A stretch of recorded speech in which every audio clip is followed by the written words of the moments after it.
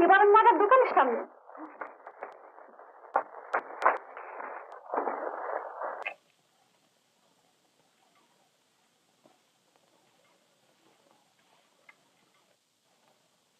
আমি যাদের চিনতে পারি তাদের চিনতে কখনো ভুল করি না।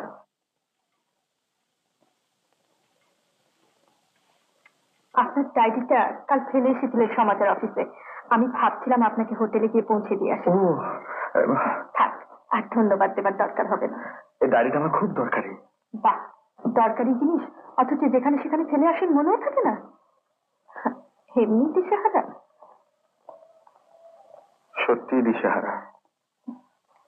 আপনাকে দেখে তো মনে হচ্ছে রাত্রে বোধহয় ঘুম হয়নি, তার উপরে বোধহয় সারাদিন টোটো করে ঘুরে বেরিয়েছেন। আচ্ছা, নিবারণ ময়রার দোকানে কেন এসেছিলেন বলুন তো? ওই সুশীল রায় বলে একজন ভদ্রলোকের খোঁজ করতে।